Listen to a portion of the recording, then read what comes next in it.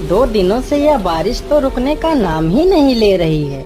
मुझे लगता है अब जल्दी ही मेरी छत से पानी टपकने लगेगा। तभी उधर से एक शेर बारिश से परेशान होकर छिपने की जगह ढूंढते ढूंढते उसी किसान की झोपड़ी के पीछे बने तबेले में घुस जाता है, जिस तबेले में उस किसान के कुछ गधे बंधे हुए थे। अंधेरा ज्यादा होने के कारण शेर गधों को देख नहीं पाता है और उन्हीं के बीच जाकर खड़ा हो जाता है।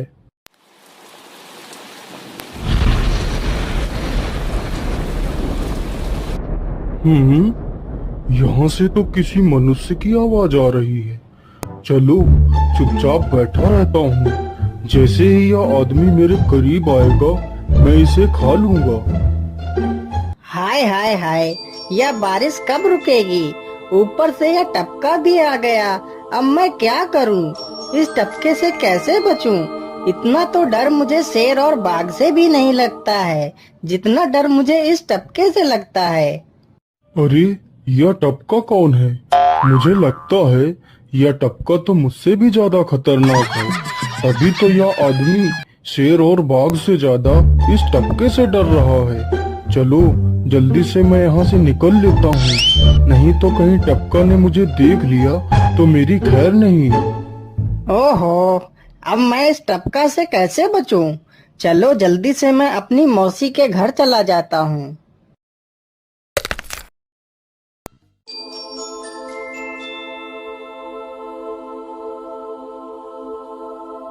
अरे चल चल गधे की औलाद, यहाँ पर छिपा हुआ बैठा है। अरे चल जल्दी। अरे ये क्या, जिसका डर था वही हुआ। यह टपका तो मुझ पर हावी हो गया।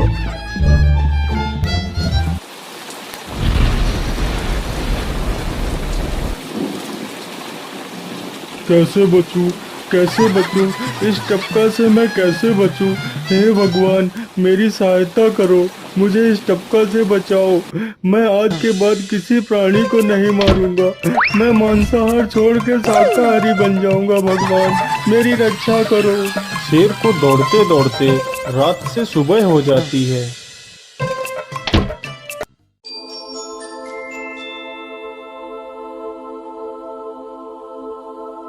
अरे देखो देखो, यह तो शेर की सवारी कर रहा है। अरे हाँ, सच में ये तो शेर की सवारी कर रहा है। इसे तो डर भी नहीं लगता है। अरे उधर तो देखो जरा, यह आदमी कितना बहादुर है। यह आदमी तो शेर की सवारी कर रहा है।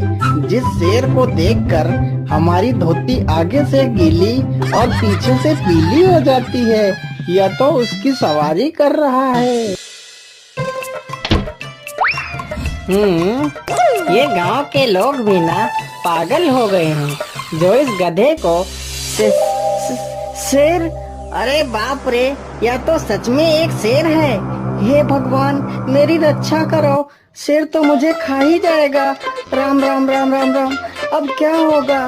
इस शेर से कैसे बचूं? अरे यह तो एक बरगद का पेड़ है, यही अच्छा मौका है। जल्दी से इस बरगद की जड़ पकड़कर ऊपर चढ़ जाता हूँ।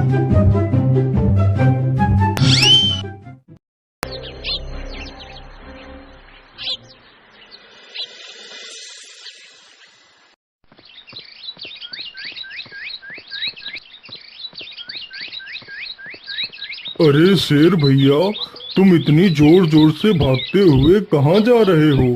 आप तो बहुत डरे हुए लग रहे हो। आप तो जंगल के राजा हो, आपको किसका भय है? टपका, वो टपका मेरी जान के पीछे पड़ा है। अरे शेर भैया, जरा मुझे बताओ वो टपका है कहाँ? अरे भालू भैया, वो टपका मेरी पीठ से उतरकर उस बरगद के पेड़ पर चढ़ गया है। उसने मुझे रात भर खूब दौड़ाया है। वो तो भगवान का शुक्र है कि मैं जिंदा बच गया। चलो शेर भैया, मुझे उस टपके के पास ले चलो, जरा मैं भी तो देखूं आखिर ये टपका है कौन। अरे नहीं भालू भाई, बड़ी मुश्किल से तो मेरी जान बची है। मैं अपनी जान फिर जोखिम में नहीं डालूंगा। तुम्हें जाना है तो जाओ। अच्छा अच्छा, ठीक है शेर भाई, तुम यहीं रुको, मैं अभी बरगद के पेड़ पर देखकर आता हूँ। आखिर ये टपका है कौन? जाओ जाओ बच्चों, जब वो टपका तुम्हारे ऊपर हावी होगा तो पता चलेगा। अरे कहाँ है यह टपका जिसने राजा जी की हवा टाइट कर दी? चलो इस पेड़ पर चढ़कर देखता हूँ। अरे बाप रे बाप, शेर क्या अकेला कम था, जो ये भालू भी आ गया। मुझे लगता है कि आज मेरी मौत निश्चित है। भालू पेड़ पर उल्टा होकर चढ़ने लगता है, तभी किसान और तेज से कांपने लगता है। कांपने की वजह से किसान के हाथ से छड़ी छूट जाती है और उल्टा होकर चढ़ रहे भालू के पिछवाड़े पर जा लगती है। भालू धड़ाम से जमीन पर गिरता है।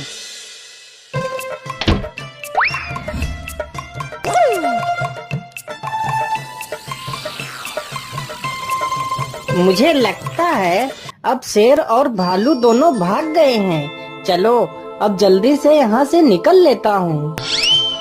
सारे राज्य में यह बात फैल गई कि हरिया किसान बहुत ही बहादुर है और वह शेर की सवारी कर लेता है। धीरे धीरे यह बात राजा तक पहुँच गई।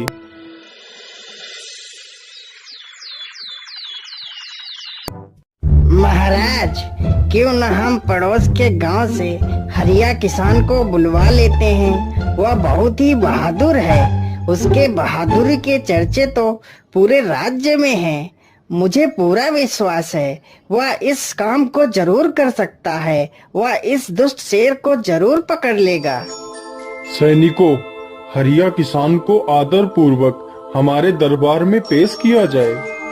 महाराज, आपने हमें याद किया। बताइए क्या बात है। मालिक, हमसे कोई भूल हो गई क्या मालिक?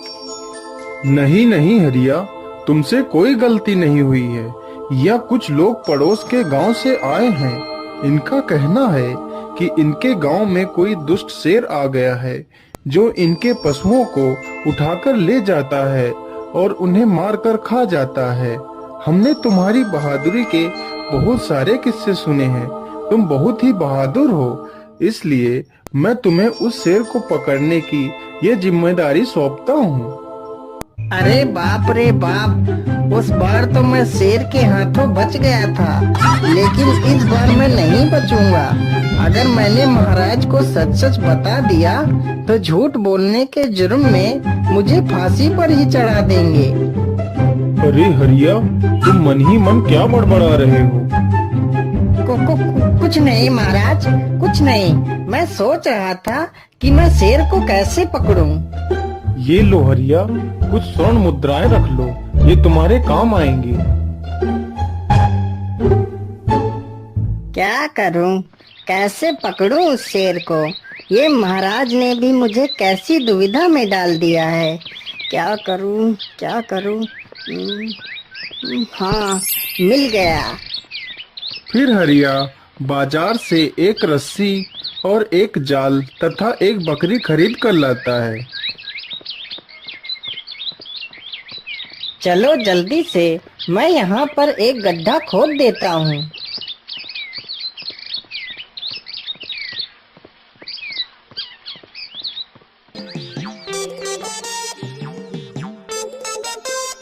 गड्ढा तो खोद दिया।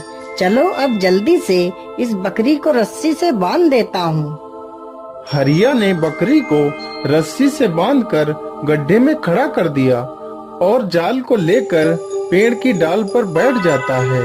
थोड़ी ही देर बाद जब बकरी को भूख लगती है तो वह चिल्लाने लगती है। अरे, यह तो बकरी के चिल्लाने की आवाज है, लेकिन यह आवाज आ कहां से रही है? आसपास तो कोई नहीं दिख रहा है। मुझे लगता है यह आवाज उस पेड़ के पास से आ रही है। चलो चलकर देखता हूँ।